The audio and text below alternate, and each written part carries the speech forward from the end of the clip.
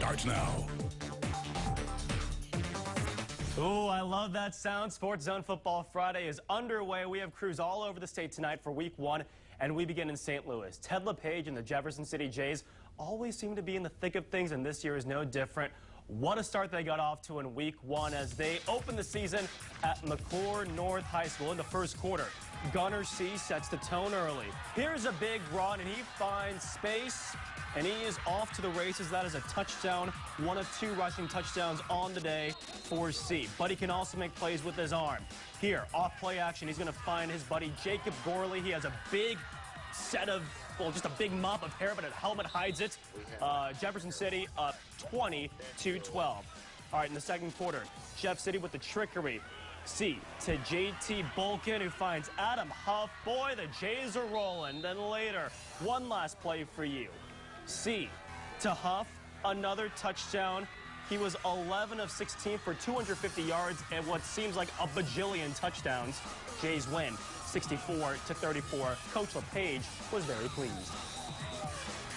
We ran a lot of run-pass options and caught them, and that really helped turn the momentum of the game because early on they had the momentum, and then once we started hitting some of our big stuff, it started turning for us, and that's what really won the game for us. I'd say the whole offense did well. I mean, putting up that many points, I mean, you got to be doing something right.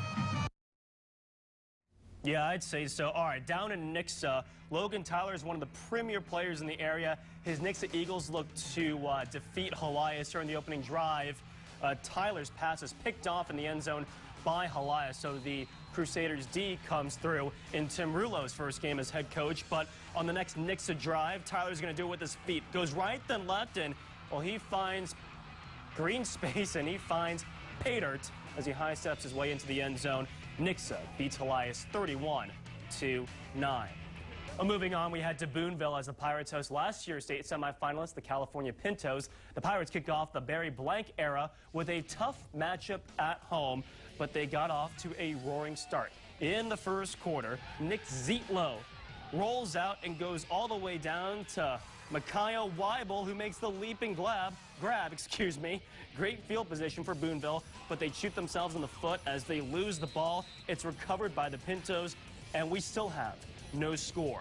In the second quarter, check out this run from the phenomenal running back Jordan Weaver. He's surrounded by 1, 2, 3, 4, and 5 defenders. He can't get anywhere, can he?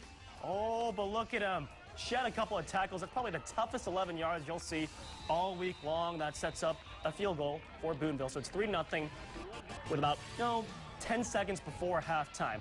So the Pintos have one last chance to score before the half is over.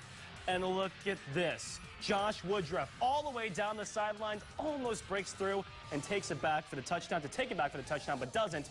Boonville wins 9-6. Up north, the Moberly Spartans playing host to the Blair Oaks Falcons, and all the fans on Hawaiian night, I'm assuming, fired up. In the first quarter, Jordan Hare fakes the handoff and turns on the Jets for a 39-yard touchdown run. Blair Oaks up 13-6 after the extra point is blocked. In the second quarter, it's Moberly's turn. Drake Davidson over the middle. Nice sleeping grab from his buddy.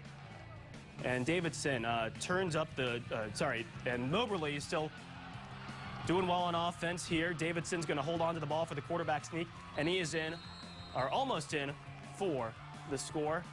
Now Moberly knocking on the door, and they are in for the touchdown, and Blair Oaks wins this one 42-18. All right, to the scoreboard now, and Camdenton defeats Hillcrest 35-12. And at Highland, Centralia defeats Highland 48-19. Eldon and Confluence Academy is postponed. That game will be played on Saturday. And South Callaway is a winner at Putnam County. 45-7 is your final. All right, back to the highlights right now. Tolton taking on Harrisburg.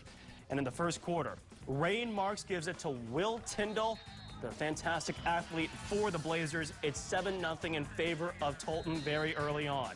Then Taylor Bottomley is going to get the rock, and he's going to shed a tackle, and he's off to the races. Harrisburg giving Tolton a run for its money, and it's a 7-6 ball game. So if the Tyndall thing works, why not try it again? That's exactly what Tolton does He's going to get them back into the end zone, and Tolton wins this one 54-6.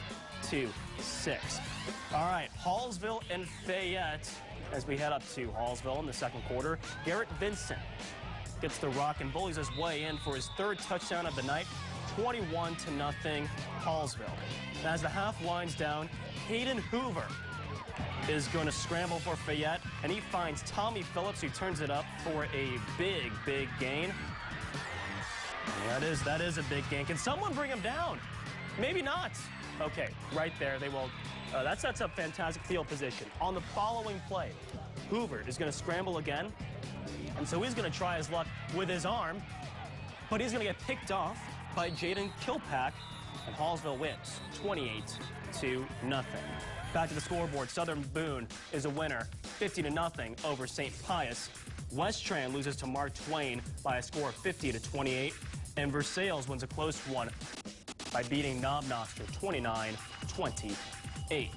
Mexico and North Callaway as the barbecue is going full strength on SportsZone Football Friday in the second quarter. North Callaway down 26-0. Milo Henry can't hold on. Mexico takes over on downs on the next play. Bulldogs have some trouble holding on to the ball, but Carson Eckern, one of the phenomenal playmakers in the area, goes in for the 55-yard touchdown. Mexico up 33-0.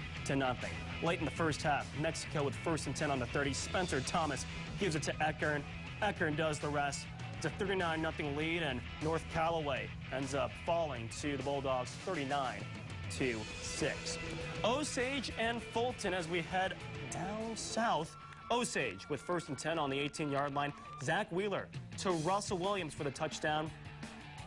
And Osage goes up 7-0 on the nice rainbow connection.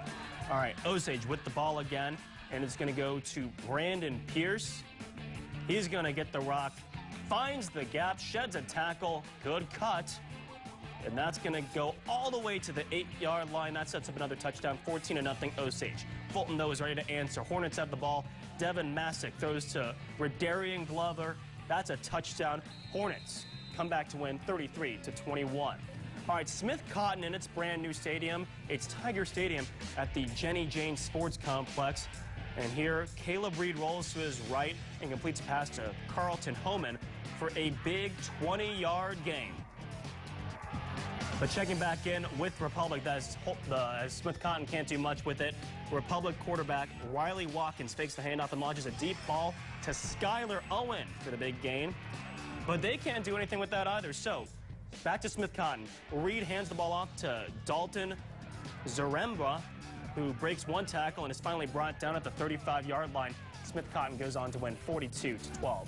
One last look at the scoreboard. Chillicothe beats Marshall 41-13. Lexington beats Tipton 35-0. Brookfield over South Shelby 40-7, and Brookfield's bell game rival Marceline blows out Knox County 48-6.